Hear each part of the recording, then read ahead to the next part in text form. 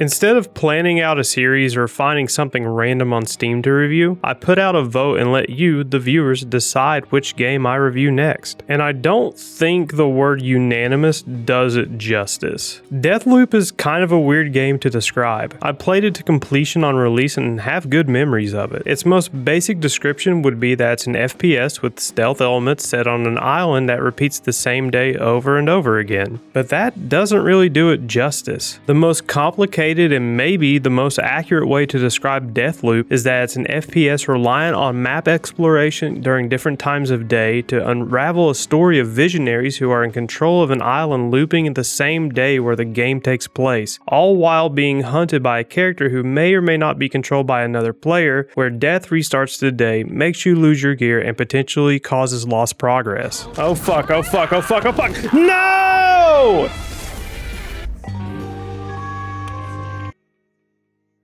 God damn it, we gotta do all that again! Made by Arkane Studios, a studio famous for their blockbuster Dishonored series, have crafted a new game and universe for us to discover. Wait, what?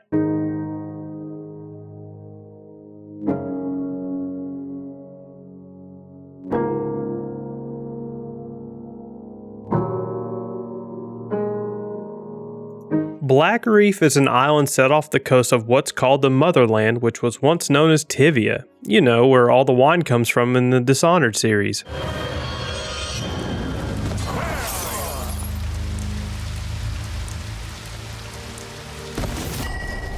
So yes, as I just alluded to, Deathloop and Dishonored take place in the same universe. The northernmost continent in the Dishonored universe, what was once Tivia, is now known as the Motherland. There are also references that can be found in the game that hint at this connection, and the game's director just flat out confirmed it. It's a fun little touch, and I'm a fan of studios making games that have their own little stories in an already established universe. Anyway, what makes Blackreef a unique island is that it's stuck in a loop. Some time ago, a group called Eon, made up of 8 people calling themselves Visionaries, set out to control the anomaly for scientific purposes. Blackreef was home to something simply called the anomaly, and they sought out to create the time loop with that anomaly to escape a dying world and to preserve the world's best and brightest minds. They did this by occupying and repurposing the buildings left behind by something called Operation Horizon and building whatever else they needed. Then, one day in 1963, the loop started and trapped the Visionaries and Eternalists in a loop that will last an eternity. Well, mostly an eternity. We should experience the loop state every day for approximately 13,562 years.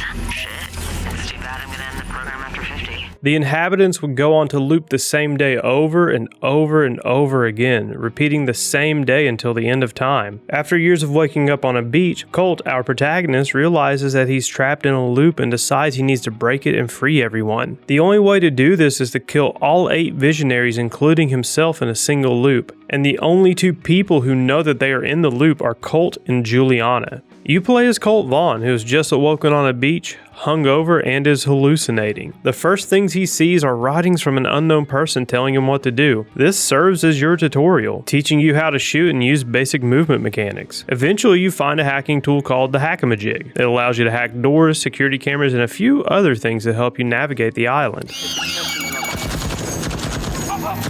Except for this door, it needs a code and you don't know what it is, so you go and find it. From here, you'll eventually make your way to a residence to find some answers and run into an unfriendly face. Oh, shit!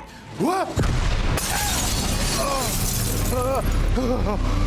This is Juliana. She's the new 9th Visionary and current security officer tasked with protecting the loop. She's the only other person besides you who knows that they are stuck in the loop. After she's done toying with you, the writing's on the wall to tell you to jump out a window, and like any reasonable person, Colt jumps.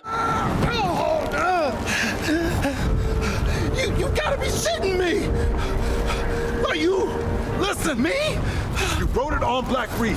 You already know the code. What the fuck does that mean? Hello? Are you dead yet? What? I'm ready. Pull me up. Man, you're a postcard, dumbass. You wrote it on the Blackreef postcard. You understand? Okay. I'm gonna drop you now. Wait, no, wait. What the fuck? No! That's the end of our first loop and tutorial. We'll get back to the story in a bit. As you can already tell, Deathloop still looks good even with its birthday coming up in September. Like Arkane's previous titles, it runs on Void Engine. And like Arkane's previous titles, it looks good and a lot more stylized. The island has its own character, and this can be seen in many of the monuments and art pieces sprayed on the walls or littered in the environments. It's like this in every area too, so it all feels connected. This becomes amplified when you look at the regular enemies of the game, the Eternalists. The Eternalists aren't all wearing generic bad guy clothes. They have their own styles of suits and dresses and have also painted themselves some way or another, and they really match the world they inhabit. Blackreef was advertised as a place of eternal life, so most of the areas were built to host a party in some way or another, and the Eternalists are dressed to impress. The art direction is unique. You have vibrant colors trying to occupy old dingy buildings, and it just looks like the whole island was given the landlord special. Our two main characters are front and center for better and for worse. Playing this your way. It's the Colt show from now on. Okay, all aboard, sweetie. Choo-choo. I said Colt show, not Colt. Fuck it. Next stop, security office. Choo-choo. Let me go ahead and get this out of the way. You know, for all the good things the Borderlands series has given us, it may very well be the first series to curse us with millennial riding. Bad time? Yeah, kinda. I'm guessing you're calling for the same reason Maliwan's trashing our monastery? Well, I don't have it, but I know where it is. Hey, get here soon or you'll miss all the fun. And by fun, I mean getting bulldozed by corporate murder squads. For those of you who don't know, millennial riding can be best summed up as a tweet when you speak it out loud. Ah, shit, fuck. My name, son of a fuck! What the fuck's my name? People don't talk like this in person. I get that it's a video game, and if this were in a medieval setting, they would be speaking in ye old English. But please, just stop. This kind of writing only takes away from characters rather than adding to them. Yeah! Colt 2! Colt Square! Why the fuck am I naming this gun after me? I'm using this word to its fullest effect when I say this. The writing is absolutely cringe at points, and it only takes away from the seriousness of the situation. And I'm sure you've experienced this kind of writing before without knowing what to call it. Welcome to the ass, motherfuckers! I just move shit with my freaking mind! It's not present often enough to make the writing as a whole terrible, but man, it's there enough that you notice it. Oh god, my generation's responsible for this shitty writing and buying the horse armor. Either way, line delivery is excellent when it's not written by someone who's terminally online. Though I do have one complaint, but it's more of a technical issue than anything. During the back and forth dialogue Colt and Juliana have throughout the game, everything really just sounds fine, until Colt has a line just out in the wild. Can't you read? Oh, so that's why you told everyone to kill me. But I'm the only one talking to you. So what does that tell you? That I hang out with the wrong people. All right. Control center. Shut it down. What is this? It's like his voice went through one of those shitty toy microphones everyone had as a kid. It's nothing game breaking, but it is noticeable. As for weapon sounds, I really don't have much to say about weapon sounds other than they're junky.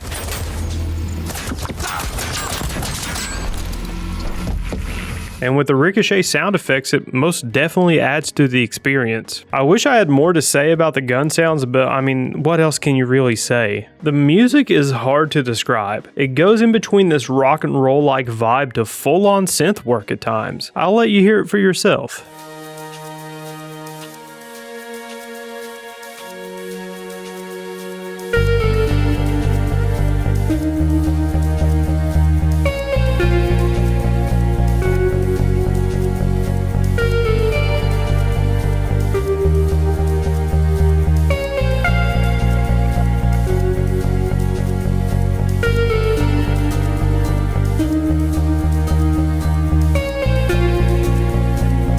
You can definitely tell some of the tracks have some lo-fi inspiration in them when it comes to the ambience.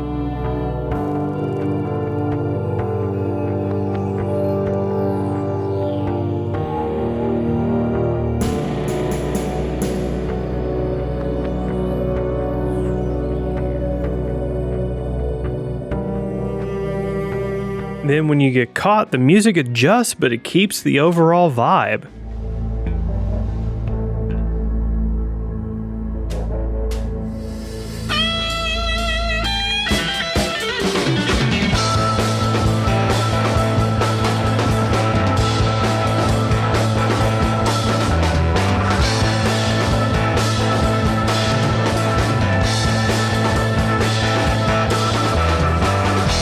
The music is just so funky and it's so good. Tom Salta did not have to go this hard, but man, he fucking did. The island of Blackreef, where the game takes place, is stuck in a time loop where the same day is repeated every day. Levels can be explored during the 4 times of day: morning, noon, afternoon, and evening. Time moves forward after either exiting a level or just pressing the fast forward button. Speaking of levels, there are only 4 of those as well. The Complex, which is home to a research station; Carl's Bay, a region that can easily be identified by its 2 aircraft hangars; Upton, a more residential area home to a party mansion; and Fristad Rock, home to a nuclear bomb. So with 4 levels and 4 times, that math should add up to 16 levels, right? Not quite. The math does add up to 16, but that's not how these levels function. The most notable changes are that some levels have entire areas that are inaccessible depending on what time of day it is. Now, there are a few secrets that reveal themselves as you explore each area and observe the NPCs, but it doesn't happen as often as I'd like it to, but this is what we got. Beyond that, assassination targets, side quests, enemy patrol patterns, and main storyline objectives come and go depending on what time of day it is as well. That said, this game has put me at a crossroads when evaluating it. Typically, when a game makes me backtrack through a level or play the exact same level again just later on in the story, I'm not entirely thrilled. Here though, I came to the realization that not only are you learning these levels, but so is Colt. You and Colt are not only learning to navigate each area, but you and Colt are mastering them, which if you take a step back and look at it as a game developer, it makes perfect sense. Not only with level exploration, but with every system in general. Colt learns of a hidden new weapon, so do you. You found a secret door, so did Colt. If you frame it that way, my argument against backtracking through and replaying levels kinda goes out the window, but I only think it works here because of the whole time travel thing. I really don't know because I think both points are solid and I can't really decide where I stand on it. Anyways, prior to the Visionary stepping foot on the island, Blackreef and the Anomaly had been studied by the Motherland in an expedition known as Operation Horizon. Not much is known about Operation Horizon, but they did leave some bunkers, documents, generators, and other structures behind after they had left the island. Exploring these will give you clues to the world around you and will sometimes give you a few new toys. Expect a lot of the same gameplay loop that's found in the Dishonored series. Sneak into an area, find some cool stuff, do your thing, and sneak out. But there are some twists they've thrown into the formula. One of the biggest ones is being able to respawn. One of Colt's powers is called Reprise. It allows you to die up to 2 times in a level before the day restarts. So you have a bit of wiggle room to play with when you make a mistake. However, on my playthrough for this review, I chose to set the amount of reprises to 0, meaning that if I died, the day would restart without any retries. An indie game called Filter had a similar mechanic where you only had 1 try at a level or else you'd have to restart the level from the beginning, and I thought it would be a fun challenge for the review. It was surprisingly fun to play the game this way because you do become overpowered at some point, and the 1 life rule does tone you down a bit to where you don't just blow through the game. That being said, there are some bits of footage I had to get for the review, so that number won't always be 0. Now, adjusting the amount of reprises is really the only way to adjust the difficulty. If you decide to change this number to anything besides the normal amount of 2, it prohibits actual players from invading your world instead of the AI. For the last time, I can remember. I don't know if you just give me a second. Oh, you're not even trying. Oh, lady, I have no idea. Oh, shit, that's not good. The other main character, Juliana, is on the hunt for Colt and will invade at any time and anywhere. She's a fun character with her own personality and will mock Colt every chance she gets. Fuck! Why do you even like this place? Because it is amazing! It's the only amazing place in an entire world of shit. You'll see it eventually. All I see is me one step closer to breaking this fucking... You always come around, Colt. And that's when the real fun begins.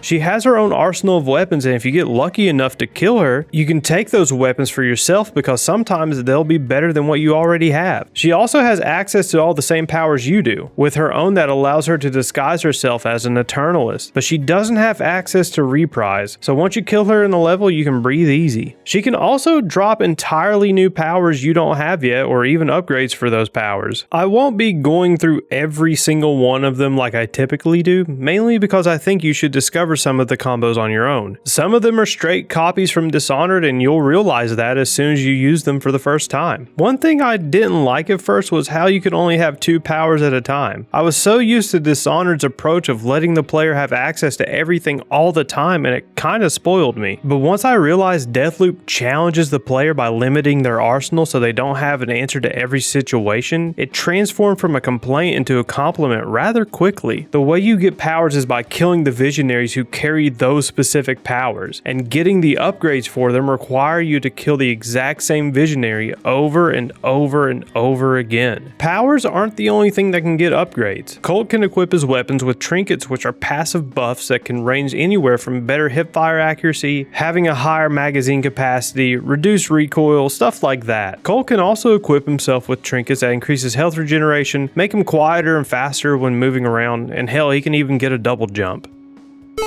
As I alluded to at the beginning of the review, you can lose all of the things I just mentioned. The weapons, powers, upgrades, and trinkets are lost upon dying without a reprise or starting a new day, unless you infuse them with Residuum. Residuum is a currency that is harvested from visionaries, Juliana, or just random ass objects throughout the world. It can also be harvested by sacrificing weapons and trinkets you've gathered in a level. So once you have enough Residuum, infuse your favorite weapons and powers and keep them for the rest of the game. Once you go through your 3rd, maybe 4th loop, it all comes together and becomes a really nice flow. Once you finish the game, the credits roll and you get a message explaining what to do from here. You have the option to replay the final mission, which is really just an opportunity to finish up any side missions you didn't do. You can clear your save state, starting fresh from the beginning, or protect the loop. This allows you to invade another player's game and kill them. Too bad the player base isn't large enough for you to find a game without waiting for at least 10 minutes. I think this is mainly due to the fact that people who've already beaten the game are only playing as Juliana to get some of the cosmetic unlocks from that mode. You'll be invaded plenty of times, but will seriously have to wait to troll someone else. So when I came back to the game for this review, I had already logged 17 plus hours into it. Checking how long to beat also states that the game roughly takes 16 hours to beat, so I'm pretty confident that time will be accurate for a first time playthrough. The playthrough for this review only took 10 hours, and that's with me only doing some of the side quests and only dying a few times. So what I think happened here with the huge time difference is that since I'm already more than familiar with the maps, I was not only able to navigate them more effectively, but I also knew where assassination targets and objectives relatively were. So with that being said, expect for it to last around 16 hours for your first time through. I only ran into one issue that required a restart when playing. I may have been navigating the menus a bit too fast to trigger this, but I don't know. I was completely locked out and couldn't do anything, so I had to use Old Reliable. With that said, you'd think they'd have all the bugs ironed out, but it is what it is. Now with everything out of the way, skip to here if you don't want spoilers.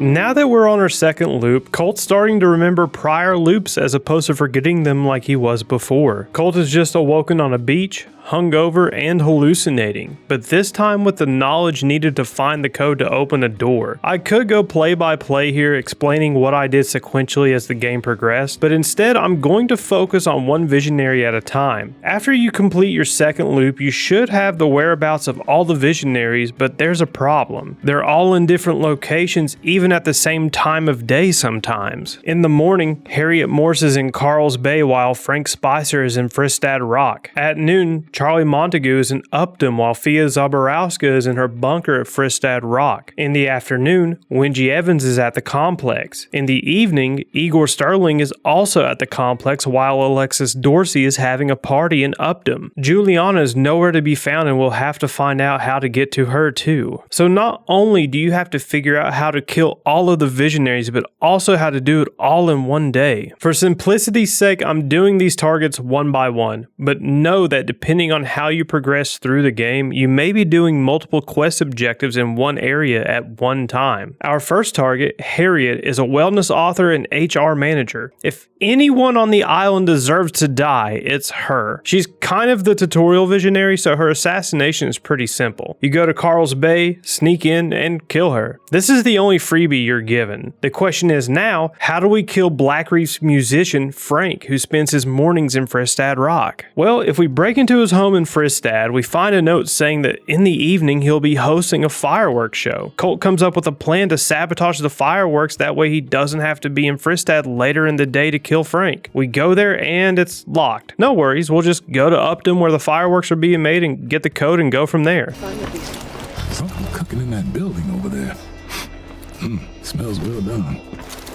No worries. We'll just restart the day, prevent the fire from happening, and get the code. This is one of 3 quest lines besides the main quest line that really shows cause and effect in the game. I wish there were more of them that required the player to prevent something from happening so they could go do something in a later area. That also takes the game down one timeline to get one specific thing just to change the events back to actually finishing the game. But this is really the most they do. Anyway, now that you have the code, you can sabotage the fireworks that will inevitably kill Frank. At noon, Charlie, the head of systems administration and head of entertainment, is in Upton holed up in a game world of his own making called Conditioned Attachment. It's a pretty neat area seeing how they attempted to make a video game in real life for Eternalists to play while they are in the loop. It's ran by an AI named 2-Bit who's also aware the day is looping. It has a few useful functions like clearing out the area for you and one that's really important that we'll come back to. Before or after you kill Charlie, you can explore around and find out he's in love with another one of the targets, Fia, a renowned artist and Eon's chief visual director. You also find out that they meet in Fristad Rock in the afternoon. He has one code to one door and she has the code to another door. So you start another day, go to Fristad Rock and get another code. This area in Fristad Rock was hilarious my first time through. I didn't know it at the time, but if you get caught and don't deactivate the nuke inside of it, Fia just fucking detonates it.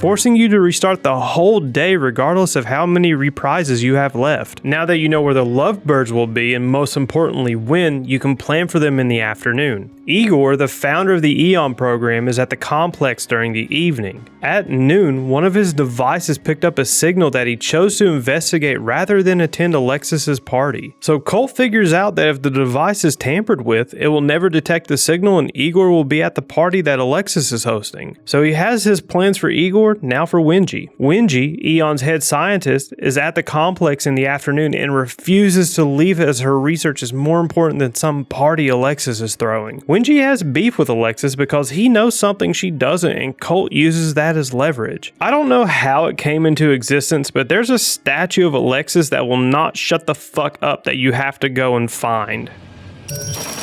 I'm gonna hate this, aren't I? Juliana, sweetheart. Son of a... When I got your message about this interview, I thought, yeah, fucking my favorite topic. Me. Sit I love you so much, but these questions. Are you serious? How do I organize my time? Please. And you have to take it across the map all the way to 2-Bit so he can cut and paste the recordings. I got you your recording. Better be worth it, robot. 2-Bit crafts a message saying that Alexis will tell Wenji what she wants to know at his party. With a plan for the first 7 visionaries, Colt just has to figure out how to get to the last one. Before we get to when and how you will kill Juliana, we have to talk about Colt. Colt was a member of Operation Horizon, and while on Blackreef, he fell in love with a woman who was stationed at Akar Station in Carl's Bay. Their love affair was discovered and Colt was demoted. In an attempt to regain his rank, he volunteered to fly the proprietary Raketoplan. I'm just going to call it the Big Rocket from here on out. He flew the Big Rocket directly into the anomaly and was trapped in its loop. He didn't reappear for another 17 years and was subsequently institutionalized. After 5 years of being in an institute, to, Colt was recruited by Igor as a security chief for the Eon program, and the rest is history. As you explore the secrets of the island and uncover old bunkers, you start to piece together most of the stuff I've covered. All while doing that, Juliana is taunting you and at one point even tells you where she is. You are, At the stabilizer core. Oh, come on. I was almost there. You're not even remotely close. Look out the window. See that giant fucking eye? That's me. So you are hiding.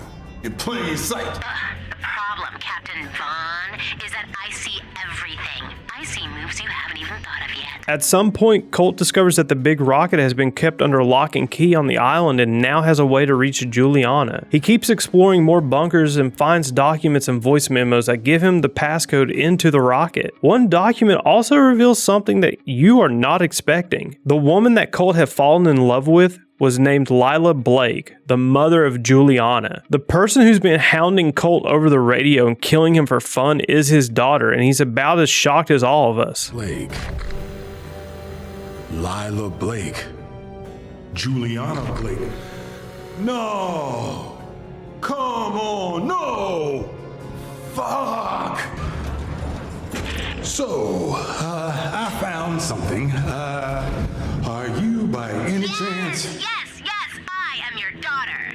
You've got to be kidding. Come on, you already knew, didn't you? Or at least suspected it. I have so many questions. If you really want answers, Colt, you can find them. Do that, and then we'll talk. But you don't have to, because it doesn't change much. I'm still coming for you, so watch your back. During those 22 years of absence, Juliana developed a hatred for Colt. The only kind of hatred a daughter would know when her dad goes out to get milk. So now all the pieces are in place. In one day, we have the means to kill all the visionaries. In the morning, kill Harriet and sabotage Frank's fireworks. At noon, disrupt Igor's machine so he'll have to go to Alexis's party. In the afternoon, kill Charlie and Mia in their meeting place. At night, watch Frank's accident happen.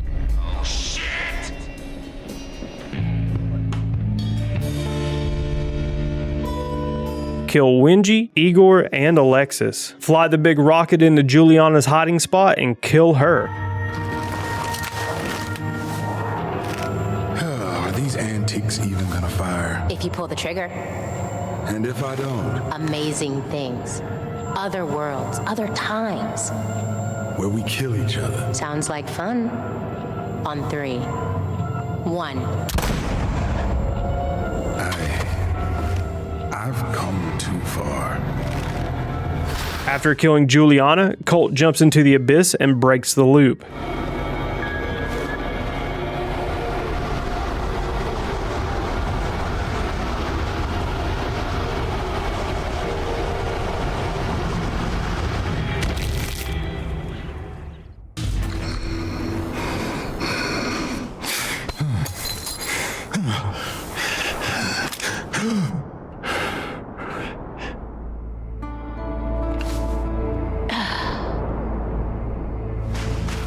Everyone's alive and free from the loop. Colt and a few other Eternalists leave the island to go live their lives. There was an update to the ending after the game had released that includes Colt taking 2-Bit with him and showing that the Visionaries see their dream ruined. It's something a little extra and nice to have. There are a few alternate endings, but they're nothing substantial. Is Deathloop a good game? It's certainly no 10 out of 10, but it's up there for sure. I see its 10s as nothing more than game review outlets trying to regain what little credibility they have left. It gives you a good story, a fun sandbox to play in, and unlike anything coming out of Hollywood, it ends. The systems are fun, you have a few powers to play around with, and by the time you reach the end, you'll be ready to put it down. It's a good one and done for most people, myself included. I'm hoping the studio has another entry into the Dishonored universe lined up, or at least something similar in gameplay and storytelling, because there's hardly any of that anymore. Should you give it a try? If you're craving for more Dishonored-like experiences, then absolutely. If you're on the fence and have never played a stealth shooter or immersive sim, I'd seriously recommend considering it before spending your hard-earned money on it. If you do decide to try it, get it at a heavy discount. Deathloop is a culmination of lessons learned from Arkane's previous titles, and it shows. It's honestly just a good game in a sea of shovelware, battle passes, and games that have you fill out a map. The story is nothing to write home about, but it's enough to keep you invested until the end. The powers are fun, and there's some experimentation to be had with the passive buffs the game gives you. All around, it's just a solid title that provides a good experience for the time you have with it.